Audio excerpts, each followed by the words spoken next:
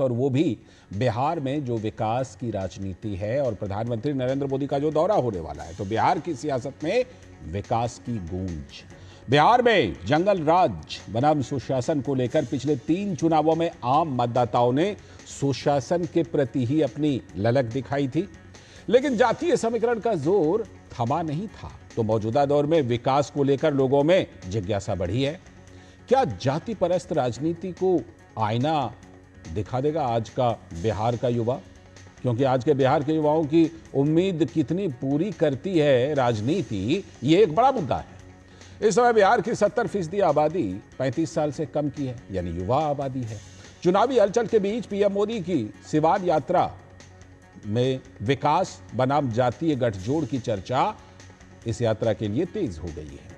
बिहार में बाहुबलियों और अपराध के लिए मशहूर सिवान और सारण में औद्योगिकीकरण होगा।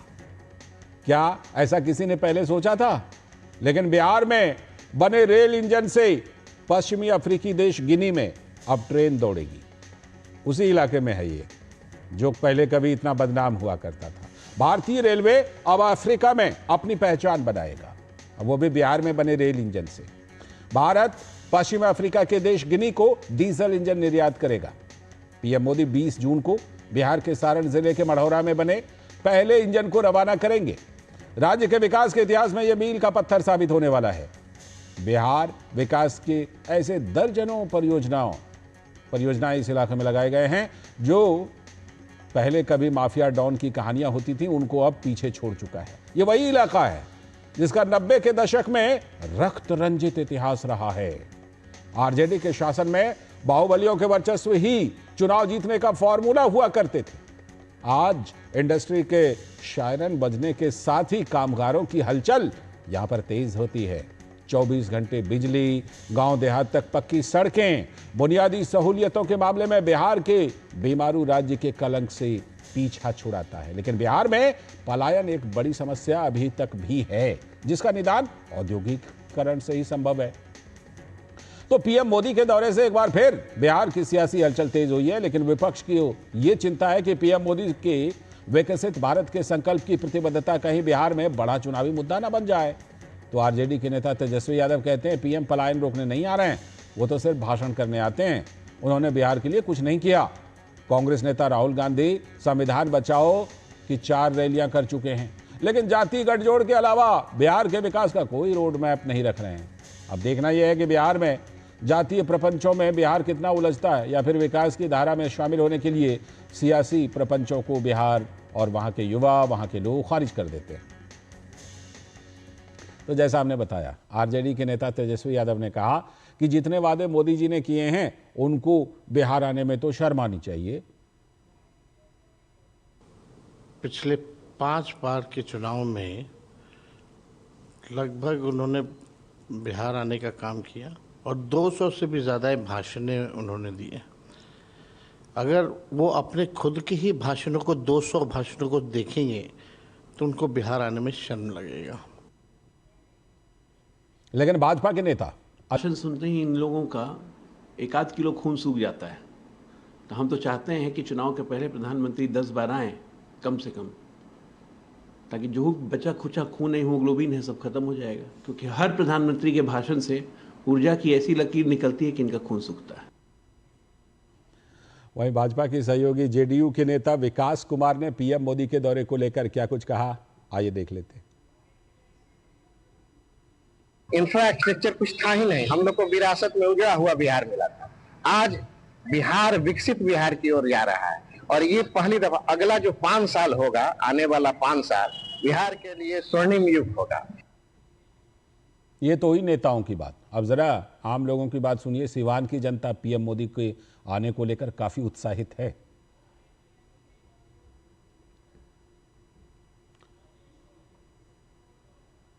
गुंडागर्दी, महिलाओं को बाहर निकलना बड़ी कठिनाई होती थी और स्टेशन से आना, जेंट्स लोग को 8 बजे के बाद आना बड़ा कठिनाई थी। गोली मार देना, किसी को पकड़ लेना, लड़की औरतों को उठा लेना, बहुत गुंडागर्दी चलता था। लेकिन कुछ दिनों से यहाँ बहुत अच्छा हो गया है कि कहीं कभी भी आना, कभी भी जाना, महिला सुरक्षित हो गई हैं। सिवान जब आतंक से मुक्त हुआ साहबुद्दीन के, उसके बाद से यहाँ के लोगों में यह सुरक्षा की भावना आ गई है कि हमारा अभिभावक मोदी खड़ा है। इसके कारण यहाँ अभी व्यापार भी पुनः रहा है अच्छी खासी और उन्मुक्तता से सब लोग जीवन जी रहे हैं। तो आम लोग बिल्कुल स्वागत कर रहे हैं और आम लोग उस बदलाव को महसूस कर रहे हैं, उसकी बात भी कर रहे हैं। इसी पर खास चर्चा करने के लिए कि किस तरह से बिहार में विकास की राजनीति हो रही है और माहौल बदला, इसी पर खास चर्चा करने के लिए हमारे साथ खास मेहमान जुड़ रहे हैं। राहुल लाल जी राजनीतिक विश्लेषक और कांग्रेस के समर्थन में मजबूती से बातें रखते हैं। राहुल लाल जी बहुत बहुत स्वागत। साथ में नीरज कुमार जी भारतीय जनता पार्टी के प्रवक्ता, बहुत बहुत स्वागत नीरज जी आपका। और हमारे सलाहकार संपादक विनोद मिश्र जी भी स्टूडियो में जुड़े हुए हैं, जिनके जरिए मैं चर्चा को थोड़ा विस्तार दे देता हूं। विनोद जी, जिस तरह से कि प्रधानमंत्री का दौरा होने वाला है और विपक्ष वो कह रहा है कि भाई उनको तो बिहार में आने में शर्म आनी चाहिए, जनता कह रही है कि नहीं बदलाव महसूस हो रही है। तो ये बदलाव जो महसूस हो रही है जनता को, ये तो फिर इसका असर जो है बिहार की राजनीति पर दिखाई पड़ेगा और ये राजनीति पर असर का मतलब है कि बिहार में जल्दी चुनाव भी होने वाला है। लाल जी, हम आप जितने दिन से अगर बिहार के इस चुनाव को देख रहे होंगे, कम से कम 3-4 चुनाव नीतीश कुमार के और लालू जी के, उसमें आरजेडी के बनाम, तो उसका एक ही ये रहता है उस पे मुद्दा का, जो जंगल राज बनाम सुशासन जी। तो ये हम अंदाजा कर सकते हैं कि ये जंगल राज बनाम सुशासन में इस जंगल राज को लोग क्यों नहीं याद करना चाहते हैं। मैं सुशासन के मामले में आपको 10 का 10 अभी नीतीश जी को नहीं देने वाला, लेकिन ये जो एक कॉन्फिडेंस है लोगों का, जैसे वो महिला बता रही थी सिवान का, तो जिस सिवान में पीएम मोदी जा रहे हैं उस सिवान का रक्त रंजित इतिहास जो है वो हम लोगों ने देखा है। उस सिवान में शहाबुद्दीन से लेके और उस जो तांडव था वो भी देखा है लोगों ने जी। उस सिवान से लेके और वो सारण के उस इलाकों में बाहुबलियों का वर्चस्व और वो इलेक्शन में एक सबसे बड़ा फैक्टर वही होता था, उसको भी हम लोगों ने देखा है। तो बिहार में जो ये वोट की लूट की परंपरा खत्म हुई, उसमें सुशासन ने एक शानदार भूमिका अदा की है। बिहार के बदलाव में अभी बहुत कुछ होना बाकी है जी, लेकिन प्राइम मिनिस्टर मोदी जो एस्पिरेशनल बिहार है उसको एक उम्मीद जगाता है जो लोग लगभग भूल चुके थे। ये एस्पिरेशनल बिहार है कि आप देखिए कि बिहार के 21 जिले ऐसे हैं एस्पिरेशनल डिस्ट्रिक्ट जो सीधे सीधे पे पीएम के एस्पिरेशनल जो इंडिया का जो चला था मूवमेंट, उस डिस्ट्रिक्ट में आपको जितने भी प्राइम मिनिस्टर फ्लैगशिप स्कीम है वो 100% पूरे हुए हैं। बिहार में एनएच की का कनेक्टिविटी हो, बिहार में प्रधानमंत्री सड़क संपर्क योजना हो, बिहार में बिजली की हो, ये सारे इंफ्रास्ट्रक्चर तो कम से कम आज की तारीख में बिहार को डेफिनेटली आप कह सकते हैं कि बीमारू बिहार के इस कलंक से मुक्ति तो दिलाता है जी। लेकिन आप जब सोशियो इकोनॉमिक डायमेंशन में आएंगे और पलायन देखेंगे तो डेफिनेटली अभी बहुत कुछ है जो कुछ करना है। उसमें लोगों की भूमिका यही है कि वो बिहार में आने वाले चुनाव में विकास को मुद्दा बनाते हैं या जातीय समीकरण। ठीक है, ये बात बिल्कुल सच है कि बहुत सारी चीजें होने की उम्मीद है, लेकिन सवाल ये उम्मीद भी किससे करें? ये उम्मीद भी किससे करें? जिन्होंने कुछ किया है उसी से तो उम्मीद होगी। धीरज कुमार हमारे संवाददाता जुड़े हुए हैं, मैं आऊं नीरज जी के पास और राहुल जी के पास, उससे पहले हमारे संवाददाता धीरज कुमार सिवान से जुड़े हुए हैं। क्या कुछ खास तोहफा है इस बार? धीरज यादव ने कहा कि वो बिहार उनको नहीं आना चाहिए क्योंकि बहुत सारे वादे करते हैं और देते नहीं हैं।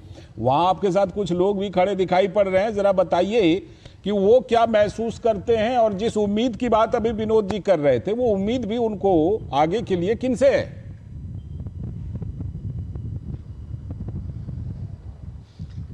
देखिए, बिल्कुल आपने सही सवाल उठाया है और इस वक्त मैं जो सिवान में खड़ा हूं और हमारे सामने ये जो पंडाल की तैयारी हो रही है, प्रधानमंत्री मोदी के लिए तैयारी हो रही है, और मैं इसलिए सिवान की बात कर रहा हूं कि सिवान में अभी मैं जिस वक्त जहां पे खड़ा हूं ये सिवान का नेशनल हाईवे है और यहाँ का जो नेशनल हाईवे है, चाहे उसकी कनेक्टिविटी गोपालगंज के जरिए गोरखपुर हो और गोरखपुर से उसकी जो कनेक्टिविटी है वो दिल्ली तक की है, तो इस तरीके का बदलाव आप सिवान में देख सकते हैं। जो सबसे जो अहम बातें हैं, अभी हमने सिवान के कुछ लोगों से बात की, कुछ महिलाएं भी थी, कुछ पुरुष लोग भी थे, तो उन्होंने उस सिवान को याद किया या सिवान के साथ उस नाम को चस्पा किया जिसमें कि दहशत था, जिसमें कि आतंक का माहौल था, जिसमें लूट थी, जिसमें महिलाओं के साथ बलात्कार था, जिसका एक रक्त रंजित इतिहास था कि लोग 8 बजे के बाद अगर कहीं दूर स्टेशन पर हैं तो वो अपने घर नहीं आ सकते हैं, या अगर किन्हीं को 8 बजे रात में ट्रेन पकड़नी हो या कहीं दूर की यात्रा करनी हो तो उस यात्रा को वो नहीं कर सकते थे। लेकिन बीते 10 सालों में कहें, 8 सालों में कहें, तो जिस तरीके से हमने सिवान को बदलते हुए देखा, यहाँ पे कनेक्टिविटी देखें, और आपने जिक्र किया कि प्रधानमंत्री यहाँ क्या देंगे, लगभग 9,500 करोड़ रुपए के जो प्रोजेक्ट हैं वो शहरी विकास मंत्रालय या रेल मंत्रालय की तरफ से यहाँ पे दिए जा रहे हैं। और एक रेलवे कनेक्टिविटी की बात जो हो रही है कि सिवान को जो पटना के जरिए और वहां से आगे की तरफ रेलवे कनेक्टिविटी से सिवान को जोड़ा जाए वंदे भारत के जरिए, उसकी बात हो रही है। और इसके साथ जो ढेरों प्रोजेक्ट हैं वो प्रोजेक्ट वो सीवेज से जुड़े हुए हैं, अर्बन डेवलपमेंट से जुड़े हुए हैं, और ये ऐसे प्रोजेक्ट है लगभग 9,500 करोड़ रुपए के, जिस प्रोजेक्ट से सिवान की जो विकास की जो कहानी, जो सिवान का जो बदलता हुआ स्वरूप है, जिसमें कि हमने देखा कि सिवान में अच्छे अच्छे होटल खुले हुए हैं, अच्छे अच्छे लोग व्यवसाय कर रहे हैं, और जो सबसे बड़ी बात सिवान शहर की अगर हम बात करेंगे तो एक समोसे वाले की भी कहानी आपको मैं जरूर बताना चाहूंगा कि जो कि केवल सिवान शहर में समोसा बेचकर एक जो फलता फूलता उद्योगपति बनने की राह पर है। तो ये बदलता हुआ और ये तो एक कहानी है, ऐसी और भी बहुत सारी कहानियां होंगी, जाहिर सी बात है, ऐसी और भी कहानी। आप आइए, आपके पास में आऊंगा आपके पास, थोड़ी देर में आपके पास लौटता हूं और आपके पास जरूर इस कहानी के लिए आऊंगा। मैं जरा राहुल जी को और नीरज कुमार जी को शामिल कर लेता हूं। पहले राहुल जी, अभी धीरज बता रहे थे कि भाई जो तस्वीर बदली है, एक छोटा सा तजुर्बा मैं भी अपना सुना देता हूं। मुझे ऐसा लगता है कि जो सड़कों की तस्वीर दिखाई जा रही थी अभी, मैं उन सड़कों पर 2004 में गया था और मैं अपना तजुर्बा बता रहा हूं आपको। 30 किलोमीटर की यात्रा मैंने 6.5 घंटे में पूरी की थी। 30 किलोमीटर की यात्रा 6.5 घंटे में अपनी कैमरा टीम के साथ मैंने पूरी की थी। ये मुझे अच्छी तरह से याद है, 2004 की बात बता रहा हूं। तस्वीर बदली है राहुल जी, तो फिर प्रधानमंत्री को बिहार जाने में शर्म क्यों होनी चाहिए? और जब तस्वीर बदली है तो बिहार की जनता को आगे के लिए उम्मीद किन से करनी चाहिए, बताइए। लालचंद जी, मुझे बहुत खुशी है कि कम से कम आपने और विनोद जी ने एक गंभीर समस्या को माना कि बिहार में पलायन की समस्या अभी भी एक गंभीर समस्या बनी हुई है। हाँ बिल्कुल, और उसका समाधान बिहार वासियों को खोजना है इस चुनाव में। ठीक, अब देखिए, तो इस बात से मैं पूर्णतः सहमत हूं कि बिहार पलायन के बहुत भयानक दर्द से गुजर रहा है, इस समय भी गुजर रहा है, और उसको आप लोगों ने माना। अब है कि उम्मीद किससे की जाए। देखिए, 2004 के जो अनुभव आपके हैं, मैं उसको बिल्कुल खारिज नहीं करता, वो स्थितियां बिल्कुल रही हैं। लेकिन एक चीज ये भी देखना पड़ेगा कि बिहार में पुल तो बहुत सारे बने, और हम लोगों ने खूब सारे पुलों पर भी डिबेट किया है लालचंद जी, कि बिना आंधी के, बिना तूफान के, बिना किसी कारण के बिहार में भारी संख्या में पुल यूं ही गिर गए। और ईडी, सीबीआई, तमाम जो एजेंसियां भ्रष्टाचार की जांच करती हैं, बिहार में सक्रिय अवस्था में नहीं दिखी वहां पे। आप कल्पना कीजिए कि अगर बिहार में अभी महागठबंधन की सरकार होती तो वो एजेंसियां सक्रिय होती। तो कभी कभी हमें लगता है कि डबल इंजन के कुछ नुकसान भी होते हैं। अब एक चीज मैं कह दूं, सिवान को देखिए, सिवान का आपराधिक इतिहास के मामले पे तो बिल्कुल हम लोगों ने गंभीरता से चर्चा की। बिहार विकास करना चाहिए, और विकास अगर कोई भी शहर करेगा उसके लिए आवश्यक है कि वहां पे लॉ एंड ऑर्डर मजबूत हो। सिवान की स्थिति अगर मैं बताऊं, पिछले 40 दिन में सिवान में 13 मर्डर और 19 आपराधिक हत्याएं की घटनाएं घटी है। वहां पे आपकी स्थानीय रिपोर्ट यहाँ पे पुलिस से आप कंफर्म कर सकते हैं। और 13 जो हत्या हुई है वो दिन दहाड़े, उसमें कम से कम 10 हत्याएं दिन दहाड़े हुई है, लूटपाट पे हुई है। आप सिवान तो छोड़ दीजिए, राजधानी पटना में जो वहां के केंद्रीय, जो बिहार सरकार के कैबिनेट मंत्री हैं अशोक चौधरी जी, उनके मैं इसको खारिज नहीं करता, मैं खारिज नहीं कर रहा हूं, क्योंकि देखिए आपराधिक घटनाएं पूरे देश में होती हैं और बिहार में भी हो रही हैं। मैं इसको खारिज नहीं कर रहा हूं, मैं तो ये कह रहा हूं कि पहले के बिहार में क्या होता था, किस तरह से गाड़ियों के शोरूम लूट लिए जाते थे। नहीं जानते हैं क्या? हम लोगों ने सुना नहीं, देखा नहीं, वो खबर हमने देखी नहीं किया। लेकिन आपने जो कुछ आरोप लगाए उस पर जरा नीरज जी का जवाब ले लेता हूं, फिर आपके पास। नीरज जी कह रहे हैं कि भाई अभी भी तो बिहार में पुल टूट जाते हैं, अभी भी बिहार में एजेंसियां सक्रिय नहीं है, अभी भी बिहार में पलायन हो रहा है, तो इसका क्या रोड मैप है? क्यों लोगों की उम्मीद एनडीए से ही फिर से जुड़े? जी जी बिल्कुल बिल्कुल, मैं बताऊं आपको, बिहार में भी हालिया नीति आयोग की रिपोर्ट आई है, इसमें बताया गया कि बिहार में पलायन में 14% की कमी आई है। 14%। निश्चित रूप से यह माननीय प्रधानमंत्री मोदी जी की विजन का और बिहार में किए गए कार्यों का कमाल है। बिहार में जो आज इतना शानदार इंफ्रास्ट्रक्चर डेवलप हुआ कि आज हम बड़े गर्व से कहते हैं कि बिहार इंफ्रास्ट्रक्चर के मामले में हम विकास कर रहे हैं, ऐसा नहीं कहते। हम विकसित राज्य की श्रेणी में आ चुके हैं। इंफ्रास्ट्रक्चर और ऊर्जा के क्षेत्र में बिहार आज आत्मनिर्भर हो चुका है। कनेक्टिविटी शानदार बनी है। और बिहार में जो अपराध की ये बात करते हैं, मैं बता दूं आपको कि अपराध में भी बिहार में भारी गिरावट आई है। लालू राबड़ी के शासन काल में कहा था कि सोशल मीडिया का इतना जमाना नहीं था, लेकिन उस समय के जो आंकड़े हैं लगभग 4000 हत्या, अगर हत्या को लेकर चलता हूँ तो 4000 हत्या प्रतिवर्ष हुआ करते थे लगभग, और आज की तारीख में ये 2700 का आंकड़ा है प्रतिवर्ष का। लेकिन यहाँ ध्यान देने योग्य बात यह है कि उस समय की तुलना में आज की आबादी लगभग 2 गुनी हो चुकी है। यानी कि प्रति लाख व्यक्तिगत अपराध की दर की हम बात करेंगे तो उस समय से 1/4 लगभग हो चुकी है। ये 1/3 तो जरूर हो गया है। ये बात बिहार के लोगों को समझना होगा कि और अब यहाँ FIR दर्ज होता है, पुलिस या कार्रवाई देखने को मिलती है और सत्ता संरक्षित अपराध नहीं होते, कहीं भी सत्ता का संरक्षण नहीं मिलता। और ये बिहार के लिए बड़े गौरव का विषय है कि माननीय प्रधानमंत्री मोदी जी आगे के लिए ठीक है, आपकी बात हम समझ गए, लेकिन ये भी बात है कि अगर कोई भी घटना होती है तो जिम्मेदारी तो सरकार को लेनी पड़ेगी, इसमें कोई दो राय नहीं। लेकिन ये बताइए कि आगे पलायन और रोका जाए, इसके लिए क्या रोड मैप है आपके पास? निश्चित रूप से पलायन रोकने के लिए ही तो बिहार में अब औद्योगिकीकरण हो रहा है। इंफ्रास्ट्रक्चर तैयार हो गया, ऊर्जा तैयार हो गया, तो अब वो बिहार में पढ़ रहे हैं। महाराष्ट्र के, कर्नाटक के कॉलेज में बिहार के बच्चे इंजीनियरिंग पढ़ने नहीं जाते। तो निश्चित रूप से बहुत अंतर आया है, परिवर्तन आया है और ये अंतर लगातार आता जा रहा है। ठीक है, राहुल जी कुछ आप कह रहे थे, बोलिए। देखिए, अभी भी कुछ मूलभूत सवालों के जवाब जो है कि भारतीय जनता पार्टी के प्रतिनिधि नहीं दे रहे हैं। उन्होंने नहीं बताया कि आखिर जो भारी संख्या में पुल गिरे, देखिए इंफ्रास्ट्रक्चर बनना चाहिए, लेकिन क्या क्वालिटी के साथ उसमें समझौता किया गया? जवाब दीजिए नीरज जी। कितने लोगों के ऊपर कार्रवाई की गई? अभी एक पुल का उद्घाटन होता है, पुल के उद्घाटन के बाद ही उसको दरारें। जवाब दीजिए नीरज जी, क्यों पुल गिरने की घटना हुई?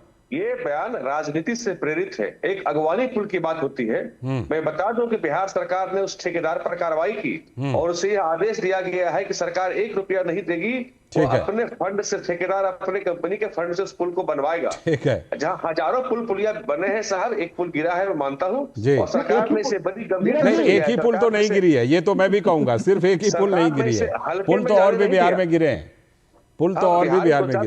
पुल गिरे हैं, लेकिन वो सब पुल बहुत कुछ पुल बहुत विनोद जी को राहुल लाल जी रुकिएगा, अभी विनोद जी को। फिलहाल में अगवानी पुल ही ऐसा रहा जो कि बहुत चर्चा में रहा। ठीक है, और ठेकेदार को पनिश किया गया। ठीक है, सरकार उससे बड़ी गंभीरता से नीरज जी, आ रहा हूं नीरज जी, विनोद जी बोलिए। राहुल लाल जी, मैं सवाल दे रहा हूं आपको। आप तो पार्टी, राहुल गांधी आपके पिछले महीने में कम से कम 5 बार जा चुके हैं बिहार, और बिहार के लिए उनका कोई रोड मैप नहीं है। जाति वाला है ना वो रोड मैप जो है उनका वही सोशल इंजीनियरिंग है। या तो संविधान बचाते बचाते वो वहाँ दलित और मुसलमानों का अपना एक कुनबा जोड़ रहे हैं गठजोड़ में, और उनको लगता है कि ये हमारे लिए वाकिफ है।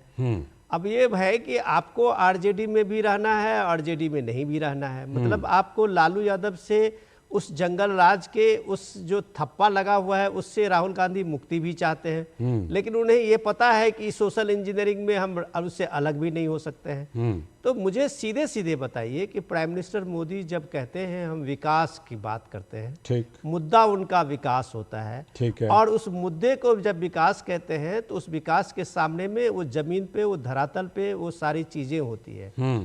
उनके पास में कोई सोशल इंजीनियरिंग का नहीं है।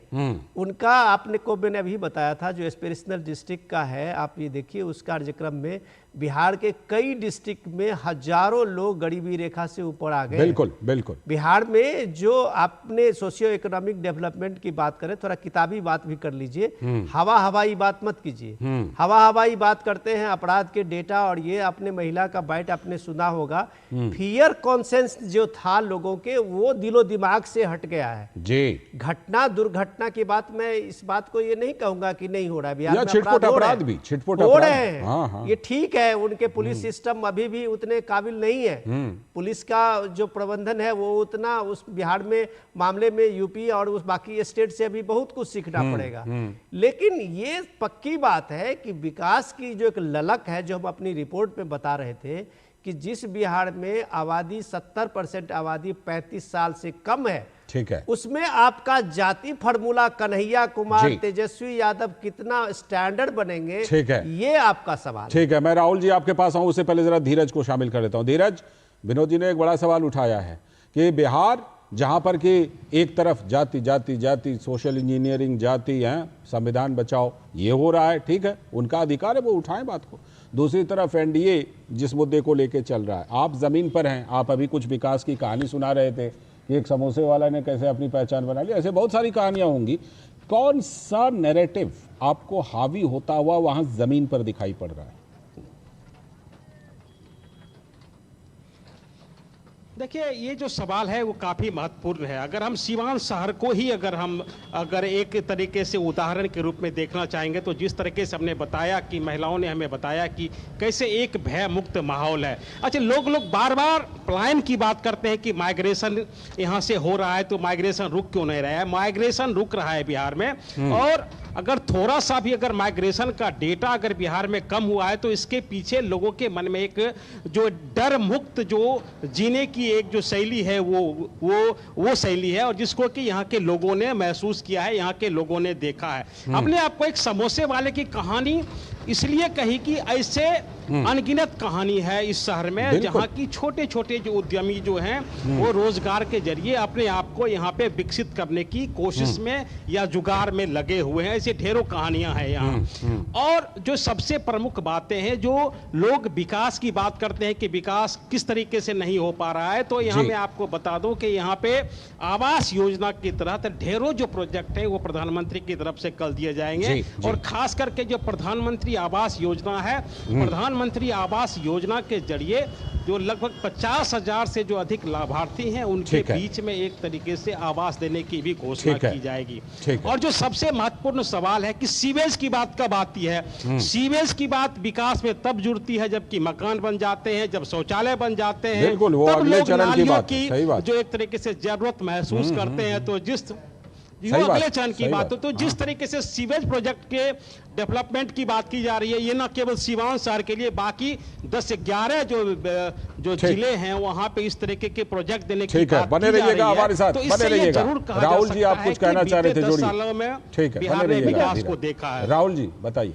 देखिए, विनोद जी ने गंभीर चीज कही, मैं उसी थोड़ा सा आगे बढ़ाऊंगा। उन्होंने जो सवाल पूछा कि क्या कांग्रेस और जो महागठबंधन है वो केवल जाति के आधार पर ही जा रहा है। देखिए, सामाजिक न्याय भी हो, सामाजिक समीकरण भी हो, और साथ ही साथ विकास भी हो, ये दोनों मोर्चे को साथ लेकर चलने। देखिए, माननीय प्रधानमंत्री जी का जो एक स्लोगन जो मैं बहुत पसंद करता हूं स्लोगन के रूप में, भले वो जमीन तक क्रियान्वित नहीं होता, वो परिवारवाद के विरुद्ध उनका संघर्ष, कि प्रधानमंत्री लगातार परिवारवाद पर जोरदार संघर्ष करते हैं।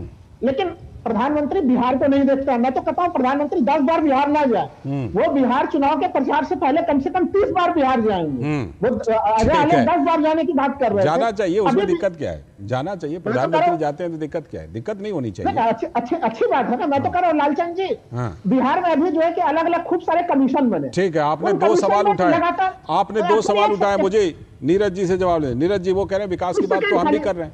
लालचंद जी, हाँ, पढ़न आपकी आवाज कब आई सर, थोड़ा बताएंगे प्लीज, मेक इट लाउड। क्या सवाल पूछा उन्होंने?